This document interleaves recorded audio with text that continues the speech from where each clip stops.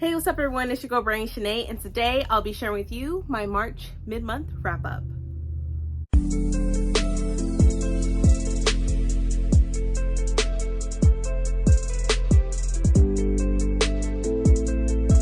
And I am back, and also if you're new to my channel, welcome. If not, welcome back.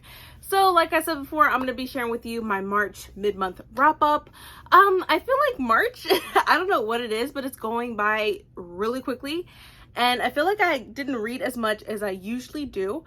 So I read a total of 6 books so far this month. I do plan on reading, I think, at least 4 or 5 more. Hopefully I can fit it in somehow, some way. But anyways, let's go ahead and get started with this wrap up. So the first book that I had read in March is 6 Crimson Cranes by Elizabeth Lim. This book was absolutely amazing. I gave it 5 stars. It's following a girl who pretty much is an empress in the kingdom of Kyoto.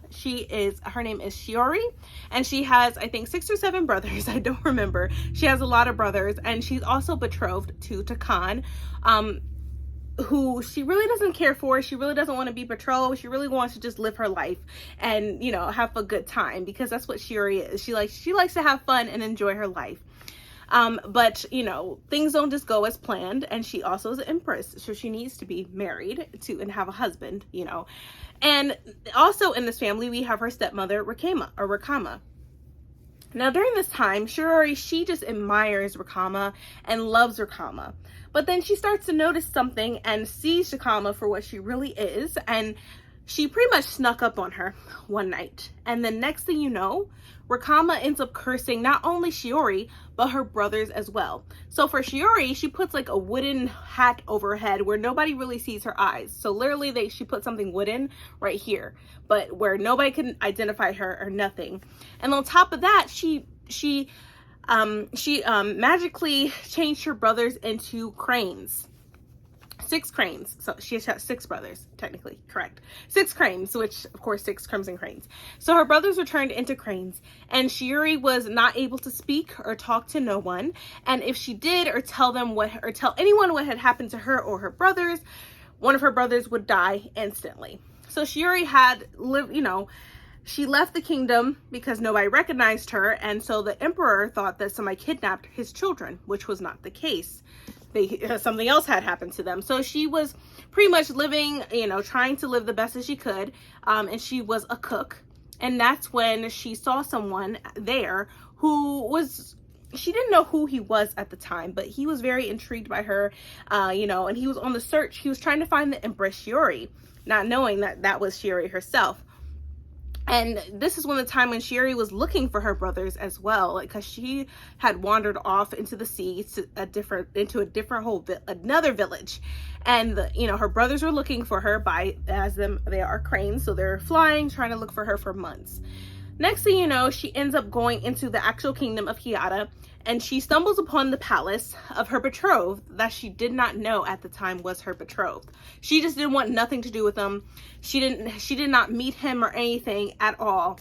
And so she eventually found out who her betrothed was, but he didn't know that that was Shiori at the time, and they became very close. They had a great bond to one another, and he was just, I wish you could talk to me. I wish you could tell me what your name is, and stuff like that. Next thing you know, things happen where she also is visited by a dragon. Now, this is prior to her having a wooden hat over her head, and stuff like that. And she befriends this dragon. And a lot of people feel like dragons are cursed and you shouldn't be talking to them or whatever. And the dragon pretty much assured her that her stepmother has a dragon's pearl, which is the essence of a dragon, which is how she was able to have that magic in the first place, which he said you need to get that pearl from your stepmother. But then on top of all that, things started to come together, and a lot of unexpected things had happened where Rakama did all that to save to save Shiori, especially because she loved Shiori. And Shiori, she had these moments and memories of her real mom, so to speak, of making, making this special soup and stuff like that, because that's what Shiori is also great at, is making this amazing soup. And come to find out, that was Rakama. Her memories was of Rakama doing that and singing to her. Shiori has no memories of her mother whatsoever, and the memories that she does have are by Rakama. Rakama was the one that told her how to cook the soup and everything.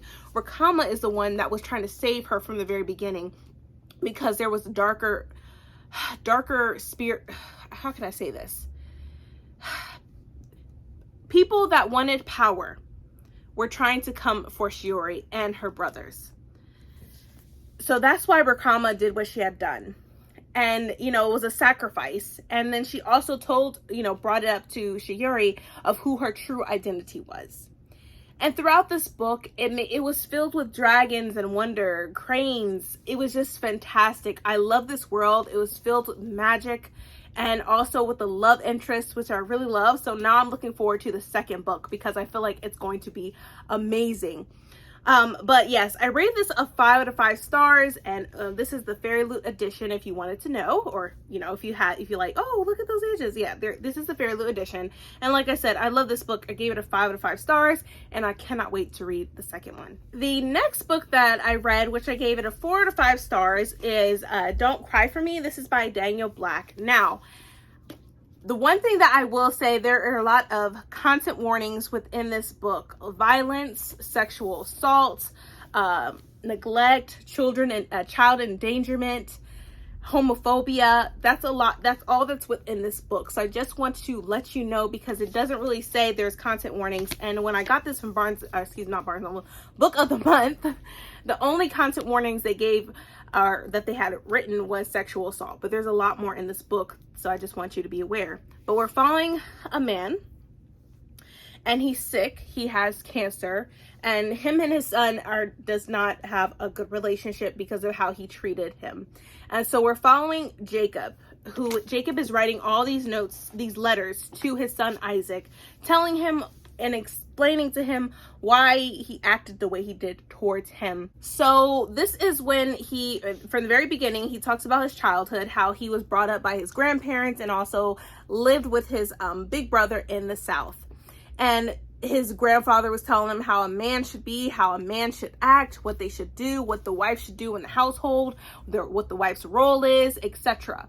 And so Jacob, he's listening to his grandfather. And so as he goes to school, he notices a boy who's very feminine, I guess you could say. And he was like, "You're a wimp. You need to buckle down and, you know, act like a boy, act like a man." So they started teasing him. Next thing you know, this is when the sexual assault comes to play, where his friends took down their pants, circled around the boy, and told them to suck it. So they were bullying him. And then the next day, they found out that he committed suicide. So that's the one thing about this book of sexual assault. And I literally, after that scene part of the book, I had to put the book down because I just couldn't. My heart broke. It really broke my heart reading that. But Jacob admits that what he did was wrong, and he's ashamed of it now. He didn't think of it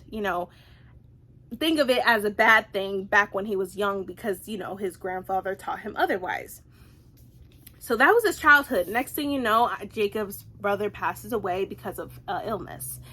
And then Jacob ends up finding the love of his life and marries his wife, who is Isaac's mother. And he has certain expectations of the household. You know, his wife was, you know, very bright. She, you know, wanted to have a career. She wanted to go to college, but things did not turn out the way she wanted to. And, you know, as she was taking care of Isaac when he was a baby and stuff, and Jacob was going to work, I felt like in this book she had like some depression, and, you know, she was drinking a lot, and she neglected Isaac, did not feed him or nothing. And I felt like Jacob at the time was not present. He did not ask his wife, like, what's going on? Why are you acting this way?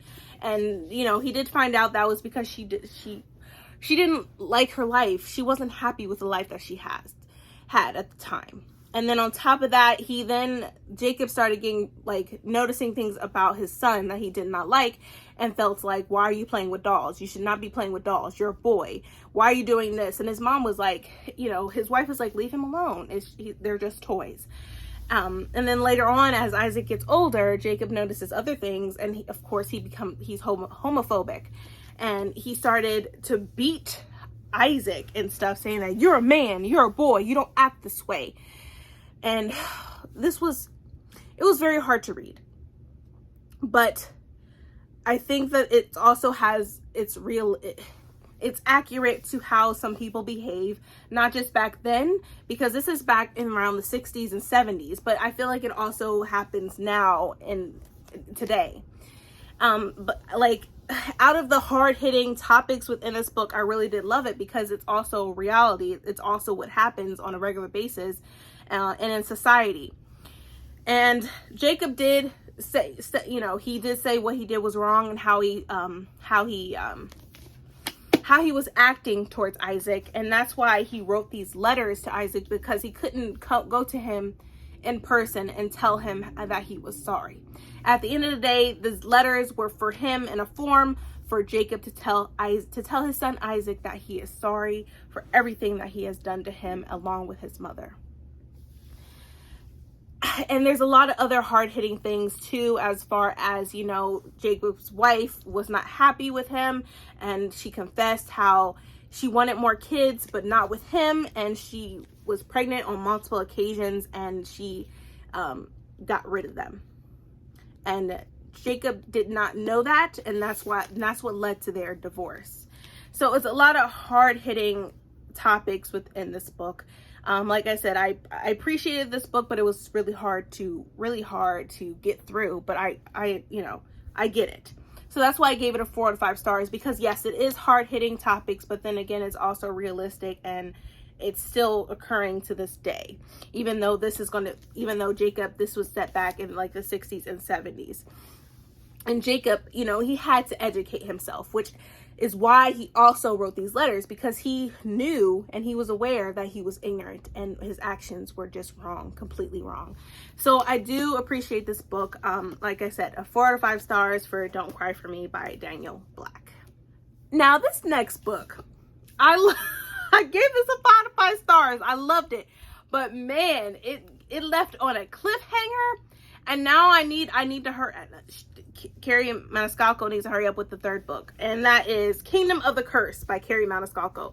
Love this book. Of course, I read the first one and loved it, so I had to continue on with this series. Now we're following Emilia, and she's going into the underworld with Wrath, and she is going to be Pride's wife, and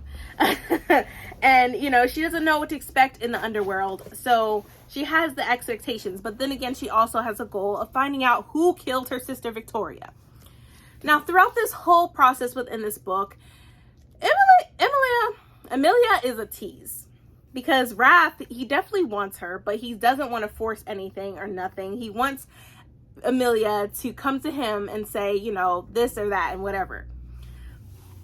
And come to find out, we realize in this book how can I pronounce it or say this correctly?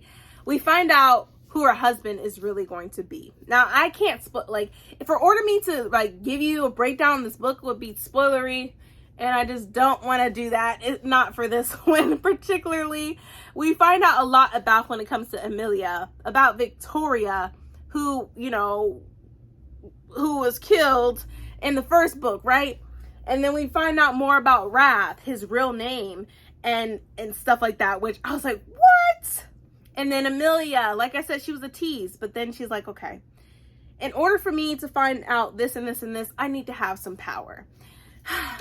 So I feel like, I don't want to spoil it. All I'm going to say is, this is a great book. It had me on my toes and on the edge of my seat, because I'm like, what is going on? This whole time I'm thinking that she was this and he was that, but it was all like an illusion. And I think that Wrath, he wanted Emilia to like him for who he was, and not based on the name and who he is in the underworld. So Emilia, she's also getting used to the fact of her being in underworld, and probably not seeing her family in Italy ever again, not seeing her mother, her grandmother, or anything like that. On top of that, she's still trying to learn and use her powers. So there's a whole process within this book, and I really loved it and adored this book so much. So definitely a 5 to 5 stars. If you haven't started reading this series, I suggest you do so because it is amazing. It is so good. Like, especially the first book when it's located in Italy, which I love that aspect so much. And then also now in the second book, Kingdom of the Curse, we're in the underworld. So yes, 5 to 5 stars for Kingdom of the Curse by Carrie Maniscalco. Now, this next book was definitely, it was very hard, a hard read for me, you know, emotionally and stuff like that. And that is Even When Your Voice Shakes. And this is by Ruby Yaragoka. And I listened to this on audio. So we're following a girl named Emily. She is the oldest of her siblings, and they are living in poverty, where literally they would go days without showers or baths or whatever.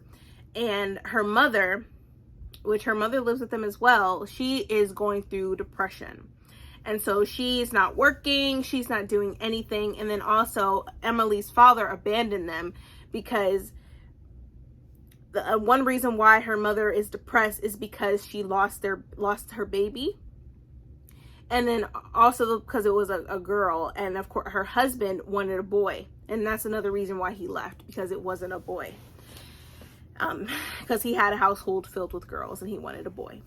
So Emily, she's living in poverty. She's doing everything she can to support not only her mother but her siblings as well. And next thing you know, her mother pretty much sends her off to a mistress who she calls her auntie, to pretty much work for her and clean for her, while the money is being sent to her mother, who wasn't doing anything for her kids, not feeding them or nothing. So the bargain was, okay, you can give me this money, and I will give you Emily for like 2 years to work for you. And when she worked for the mistress, she also was working for, you know, the mistress's family, you know, her sons, and, you know, her husband and stuff like that. And Emily was good at sewing, which that was her dream. She wanted to be a seamstress and have her own shop. And I think that's why she also gave in to the fact of also going to Accra and working for the mistress. And then one night though, they were celebrating. It was a party, I believe. And they were, not only did the other people that worked for the mistress, you know, they were drinking just a little bit and having a good time. And so Emily was doing the same thing. Next thing you know, the general, who is the mistress's oldest son, takes advantage of Emily, and content warnings, he rapes her. And the little brother of General stood there and just watched and did not do anything. And Emily, of course, was in pain, and she didn't know if she should say anything. But then the general also threatened her, saying that if you said this, I'll say that you're the one that came on to me, and blah, blah, blah. So she felt like she didn't have a voice or nothing throughout this whole entire time. Eventually, she did end up telling the mistress. The mistress didn't want to believe it. And then eventually the mistress did believe it, but she said, please don't tell anyone. This will bring dishonor, and, you know, this would dishonor our family, and we will look bad and stuff like that. I'm like, are you serious? Who gives a fuck about your image? Your son just raped her. So it was really, really hard to read this, but at the same time, I also felt how Emily did end up using her voice and saying what happened. And her mother even told her she was sorry that she did all this in the very beginning, and why she sent her to the mistress to work and live there for 2 years. And so this was definitely a hard-hitting book. But this book, it also exposes the damage that's wrought by institutionalized misogyny and poverty. And it reveals, excuse me, I wrote it down everything because I was writing my notes and saying my review, but it reveals how even those who are most disadvantaged are never without their own power. And I think that's what I got, like, the big picture of this book is that specifically, because Emily, after she went through that, she ended up doing more things to make sure this would never happen again. And even if it did happen to anyone else, there will be a way where they can, where they can get justice. So she started an organization. You know, she wasn't a seamstress. She let go of her dreams and became something bigger of herself, in order to help others that were in the same situation as she was.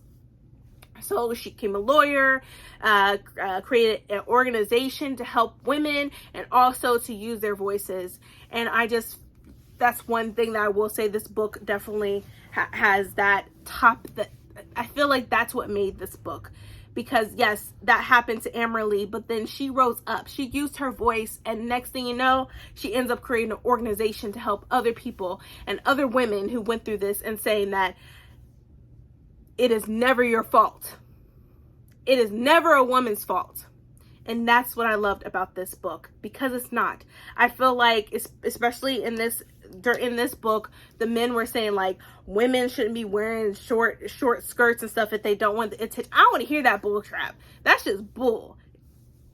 And I'm just being real. It's bull. No woman is saying anything about that. No woman is asking for that either. Never. It is, like I said, it is never a woman's fault. Period. But like I said, I gave it a 5 stars because I love that aspect of this book. How we as women, we can use our voices. So, and even if you can't, somebody else, you know, there's organizations just like Amory have created to help women use their voices and to feel safe when they use their voices. So like I said, I gave it a 5 out of 5 stars. I know it's a hard topic, but then again, it also shows how Amory, that did not break her. She rose up and fought back. So yes, gave it a 5 out of 5 stars for Even When Your Voice Breaks. Or excuse me, Even When Your Voice Shakes by Ruby Yaragoka. Now I know that review was heavy. I'm sorry, but I'm being me, and just giving y'all how I felt when I read this book. And you know, I'm very passionate about stuff. So sorry, but not sorry at the same time. But anyway, the next book that I read is Blood Scion by Deborah Fallier. I actually did a review about this book, which I'll leave it up above so that you can check out my book review after you watch this video. But I gave it a 5 out of 5 stars. It was one of my anticipated reads of 2022, and it was phenomenal. So definitely check out the review after you watch this video. The last book that I had read so far in March is Daughter of the Moon Goddess, and this is by Su Lin Tan. 5 out of 5 stars. Oh my goodness, I love this world. It reminded me of Six Crimson Cranes because it also has dragons and stuff in it, but it's completely different. Where Scion is the daughter of the moon goddess, and her mother tells her she cannot live with her because the empress and the emperor will find out, you know, that she had a daughter. So she leaves her mother and travels to the other realm, so that she will not be killed and her mother will no longer be punished. But Scion then discovers that her mother has been imprisoned there, where she cannot go anywhere. But then she also finds out the reason why her mother was imprisoned is because she drank the elixir, the immortal elixir that her father was supposed to drink, because he had shot down I think they were like birds or something, of fire.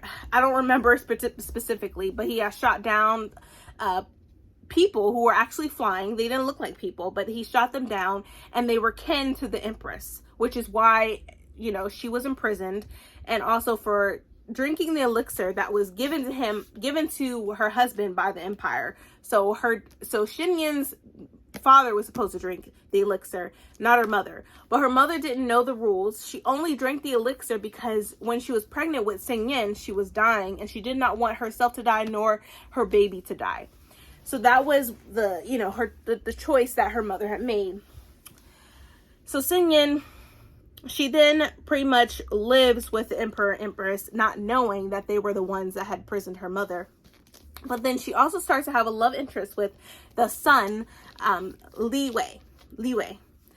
And Li Wei started to have feelings for Scion, but he doesn't know who Scion is. All she told him was that her parents are dead, or are deceased.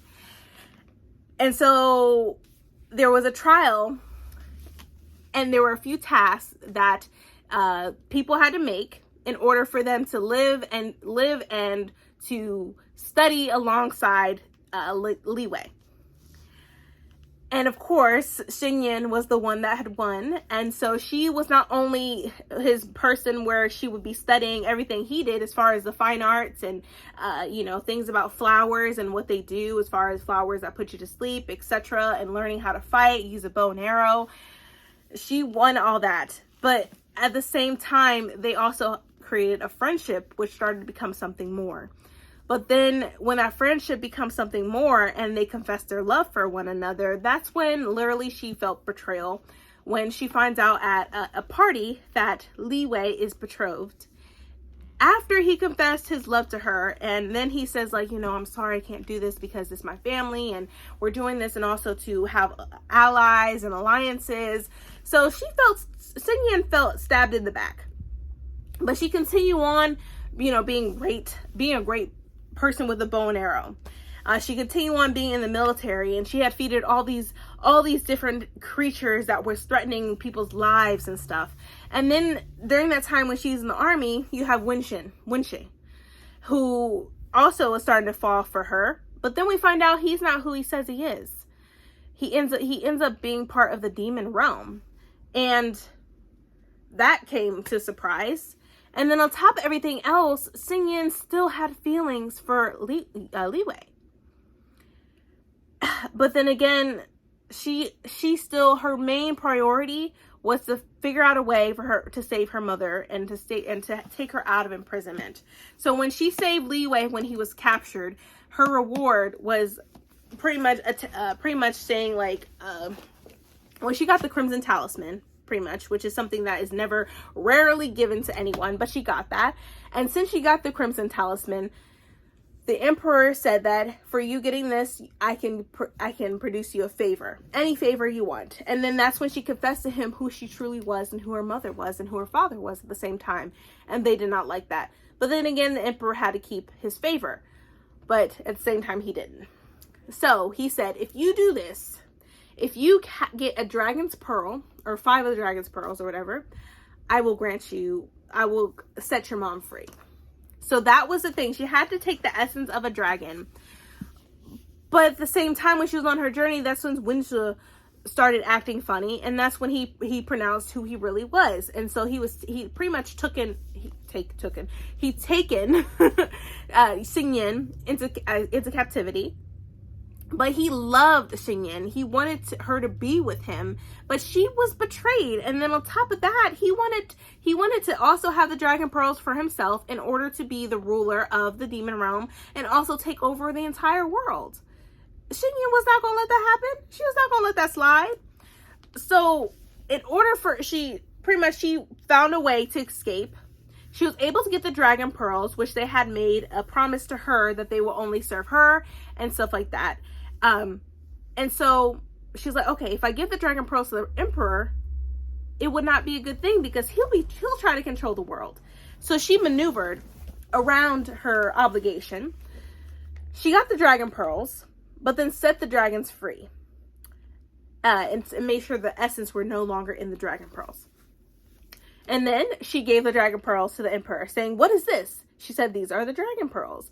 And he was like, this is not, she's like, yes it is. All you said, you just wanted the dragon pearls. You didn't say you wanted the dragon pearls with the dragon's essence in it. So she maneuvered around that. And so her mother was set free. And so it left you on a cliffhanger, which I feel like there's going to be another book. But she was able to see her mother again after so many years of servitude and also trying to figure out how to set her mother free. But Li Wei and her still had a friendship. But I really wanted Li Wei and Scion to work. I really wanted their relation to work, but I get it. He was obligated to marry someone else. And she still had love for Li Wei. And I think Li Wei had known that. And so that's where it leaves us. So I feel like there's going to be another book, which I think it comes out later on this year. And I fell in love with this. And this is supposed to be a retelling inspired by the Mid-Autumn Legend. So yes, this book was phenomenal. I read this book in 3 days and it's pretty thick. And I just loved it so much. I love the world. I love the characters. I love the settings. I just also love the addition because in the end papers, we see Scion and Li Wei, which are right here. it gives you a certain scene in the book where they met or they had a meeting with each other. And then the other side is another setting, and this is with Scion and Winsha. And this is a scene in the book as well. So like I said, this book was very magical. I loved it so much. 5 out of 5 stars automatically for this book, and I cannot wait for the next one. But that is it. That is my mid-month March wrap-up. I really hope you enjoyed this video. I know I was getting a little chatty and ranting, but you know, it is what it is, and I just I loved all these books. I enjoyed every book that I've read so far in March. I'm glad there hasn't been any DNFs or anything like that. So yeah, really enjoyed these books, and I'm currently reading The Dragon Republic by R.F. Kuang, which I'm really enjoying that as well. So yeah, that's what I'm currently reading, and so far so good. But thank you so much for watching this video. If you loved it or liked it, please give me a thumbs up. Also hit that subscribe button and that bell to be notified when I upload more videos in the future. But thank you so much for watching, you guys, and please stay healthy and stay safe. See ya.